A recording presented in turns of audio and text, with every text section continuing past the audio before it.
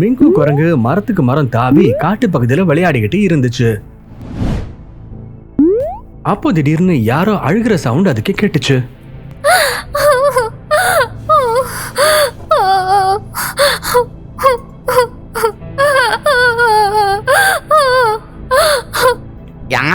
யார் இங்க அழுதுகிட்டு இருக்காங்க? இந்த காட்டுல இருக்கிற எல்லா மிருகங்களும் சந்தோஷமா தானே இருக்கு. அப்படி இருக்கும்போது யாரு அழுதுகிட்டு இருக்காங்க? நான் போய் பாக்குறேன் யாருன்னு.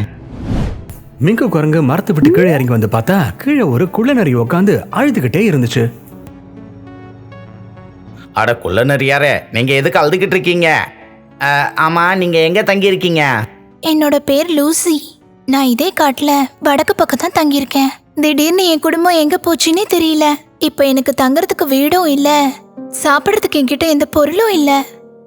மிங்கு குரங்கு அவன் சொன்னதை கேட்டுட்டு அவன் சொன்னா, லூசி, இன்னைக்கு காலையில நான் உன் குடும்பத்தை பார்த்த மாதிரி இருக்கு. அப்படியா? அவங்க எல்லாம் எங்க இருக்காங்க? அவங்க எங்க இருக்காங்கன்னு எனக்கும் கொஞ்சம் சொல்ல, நானும் அவங்க கிட்டயே போயிடுறேன். இல்ல லூசி, நீ அவங்க கிட்ட இப்ப போகவே முடியாது. நீ உங்க குடும்பத்து ஆளுங்களோட நிலைமையை நினைச்சா ரொம்ப வருத்தப்படுவ. அந்த ஷேர் சிங் இருக்கான்ல, உங்க குடும்பத்துல எல்லாரையும் வேட்டையாடிட்டான். அதனால இனிமே எப்பவுமே அவங்கள பார்க்க முடியாது. அதை கேட்ட உடனே லூசி நல்லா அழ ஆரம்பிச்சுட்டா. ஆனா மிங்கு குரங்கு அதை கண்டுக்காம அங்க இருந்து நடந்து போக ஆரம்பிச்சது. ஆனா கொஞ்ச நேரத்துக்கு அப்புறமா மிங்கு குரங்கு திரும்ப அங்கேயே வந்துச்சு. குரங்கு கையில சாப்பிடறதுக்கு என்னமோ இருந்துச்சு. லூசி கிட்ட அதை சாப்பிட சொல்லிட்டு குரங்கு சொல்லுச்சு, இந்தா லூசி, நீ இந்த வாழைப்பழத்தை சாப்பிடு. மற்றவங்க கஷ்டப்படுறதா என்னால் பார்க்க முடியாது. உனக்கு எதுவும் ஆட்சேபனை இல்லைன்னா நீ இன்னையிலிருந்து என் கூட வந்து என் வீட்டில் தங்கிக்கலாம். லூசி கிட்டையும் அப்ப வேற வழியே இல்ல. அந்த சாப்பிடுற பொருளை குரங்கு கிட்ட இருந்து வாங்கிக்கிட்டு சொல்லுச்சு, மிங்கு, நீ ரொம்ப நல்லவனா இருக்க. நான் உன் கூட உன் வீட்டுல கண்டிப்பா தங்குறேன். எனக்கும் தங்கறதுக்கு வேற எங்கேயும் இடம் எதுவும் இல்லையே. அப்பா அம்மா இல்லாம என்னை யாரும் தங்க வச்சுக்க அனுமதிக்க மாட்டாங்க. மிங்கு லூசியை கூட்டிக்கிட்டு தன்னுடைய வீட்டுக்கு போச்சு. மிங்குவை பார்த்த உடனே அப்பா அம்மா அது மேல ரொம்பவே கோவப்பட்டாங்க. மிங்கு, இந்த குள்ளநரி எதுக்கு வீட்டுக்கு கூட்டிட்டு வந்த? முதல்ல இதை அடிச்சு துரத்து. அம்மா, இனிமே இந்த லூசி நம்ம கூட தான் தங்க போகுது. இவளோட அப்பா அம்மாவை அந்த சிங்கம் பிடிச்சி தின்னுடுச்சு. இப்போ இவ தங்குறதுக்கு எங்கேயும் இடம் இல்லை. அவன் வீட்டுல இடம் இல்லைன்னா அப்ப நம்ம வீட்டை நீ அனாதாசிரமமா மாத்திட்டியா? இந்த குள்ளநரி தங்க நான் அனுமதிக்க மாட்டேன். லூசி அது எல்லாத்தையும் கேட்டுட்டு வீட்டை விட்டு வெளியில போக ஆரம்பிச்சது. அப்போ மிங்கு சொன்னா, சரிம்மா, நான் அவளை என் கூட தங்கலான்னு வாக்கு கொடுத்துருக்கேன். இப்போ நீங்கள் அவளை போக சொன்னதால நானும் அவள் கூட போய் தங்க போகிறேன். நீங்கள் ஒன்றும் கவலைப்படாதீங்க, நான் இங்கே அக்கம் பக்கத்தில் தான் எங்கேயாவது தங்கி இருப்பேன் அப்படின்னு சொல்லிட்டு மிங்கு லூசிய தான் கூடவே எங்கேயோ கூட்டிட்டு போனான். அதுக்கப்புறம் மிங்குவும் லூசியும் சேர்ந்து புதுசா ஒரு வீடை கட்டினாங்க. அதுக்கப்புறம் 2 பேரும் சேர்ந்து அந்த வீட்டுல வாழ ஆரம்பிச்சாங்க. நாட்கள் செல்ல செல்ல 2 பேருக்குள்ள ஒரு அன்பு உருவாச்சு. ஒரு நாள் மிங்கு காட்டுல சுத்தி திரியும் போது நைட்டு ரொம்ப லேட் ஆயிடுச்சு. வீட்டுக்கு வர முடியல. லூசியோ ராத்திரி வீட்டுல இவனுக்காக காத்துக்கிட்டு இருந்தா. இந்த மிங்கு அப்படி எங்க தான் போயிட்டான்? ஒருவேளை அவனுக்கு ஏதாவது ஆயிடுச்சா? அட கடவுளே, அவனை எப்படியாவது காப்பாத்து. எப்பவும் போல காலையில மிங்கு தாவி குதிச்சு வீட்டுக்கு வந்தான். ஆனா இவன் மேல இருந்த கோபத்துல அவ இவன் கிட்ட பேசவே இல்ல. அவ கோபத்தை பார்த்த உடனே இவன் அவகிட்ட சொன்னான், என்னாச்சு லூசி, உனக்கு ஒன்றும் ஆகலைல? நீ ஏன் எவ்வளோ கோவமா இருக்க? என்கிட்ட ஒரு வார்த்தை கூட பேச மாட்டேங்கிற, அதோட என்ன கோவமா பாக்குற? என்னாச்சு உனக்கு? நான் உன்கிட்ட பேசுறதா இல்ல. உனக்கு தெரியாதா, நேத்து ராத்திரி நீ இல்லாம நான் எவ்வளவு பயந்து போயிட்டேன்னு? என் மனசு எவ்வளவு வருத்தப்பட்டுச்சுன்னு தெரியுமா உனக்கு? ராத்திரி முழுக்க நீ வீட்டுக்கு வரல. உனக்கு தெரியுமா, நான் மோசமான கனவெல்லாம் கண்டேன். என்ன லூசி, என்ன பேசுற நீ? கனவு அது இதுன்னு சொல்ற? ஆமா, நான் சொல்றது உண்மைதான். நான் உன்னை காதலிக்க ஆரம்பிச்சிட்டேன். உன்னை நான் கல்யாணம் பண்ணிக்க ஆசைப்படுறேன். ஆனா அதே மாதிரி உனக்கும் என்ன பிடிக்குமானுதான் தெரியல.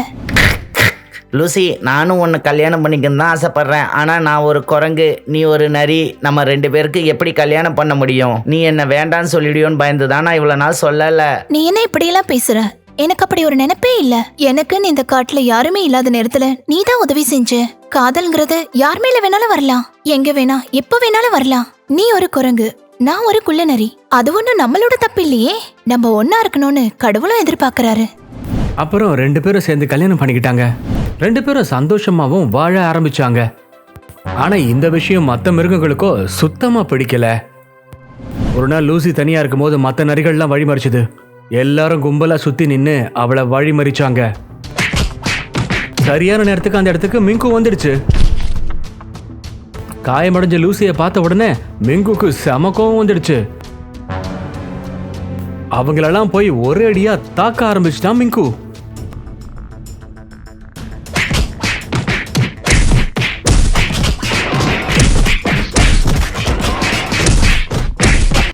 மிங்கு தாக்குனதுனால எல்லாருக்கும் நல்ல அடிபட்டிருக்கு. எல்லா மிருகங்களும் சேர்ந்து ஒரு கூட்டம் போட்டாங்க. லூசி அப்புறம் மிங்குவையும் அந்த இடத்துக்கு வர சொன்னாங்க. அப்போ கரடி சிங்கராஜாக்கு முன்னாடி என்ன சொல்லுச்சுன்னா, ஷேர்கான் சார், பாத்தீங்களா நம்ம காட்டுல புதுசா என்ன நடந்திருக்குன்னு?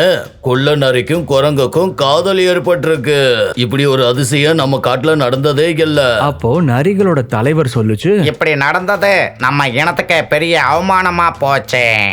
இவங்களோட இந்த பாவம் நிறைஞ்ச உறவை பார்க்கறதுக்கு பதிலா இவங்க 2 பேரையும் நம்ம கொண்டுறதுதான் நல்லது. அப்போ குரங்கு சொல்லுச்சு, நாங்க இவனை கொல்ல மாட்டோம். ஏன்னா எங்க பிங்கு எந்த தப்பும் செய்யல. அவன் ஆதரவற்ற ஒரு குள்ள நரிக்கு வாழ்க்கை கொடுத்திருக்கான். அதோட அவ கஷ்டத்துல இருக்கும்போது அவளுக்கு துணையா இருந்தான். அந்த நேரத்துல நீங்க எல்லாம் எங்க போனீங்க? அந்த லூசி எங்களை தேடி வந்திருந்தா நாங்க எல்லாரும் சேர்ந்து அவளுக்கு ஆதரவு கொடுத்திருப்போம். நான் மட்டும் உங்ககிட்ட வராம இல்ல, நான் உங்க எல்லார்கிட்டயும் வந்தேன். ஆனா நீங்க எல்லாரும் என்ன சொன்னீங்க ஞாபகம் இருக்கா? உனக்கு அப்பா அம்மாவே இல்ல, உனக்கு எப்படி இலவசமா சாப்பாடு போட முடியும்னு சொன்னீங்க. அதான் வேற வழி இல்லாம நான் மிங்கு கூடயே தங்கிட்டேன். அத நீங்க சரியா நினைச்சாலும் சரி, தப்பா நினைச்சாலும் சரி, ஆனா நான் மிங்கு விட்டு எங்கேயும் போக மாட்டேன். நான் அவன் கூடயே தான் தங்கியிருப்பேன்.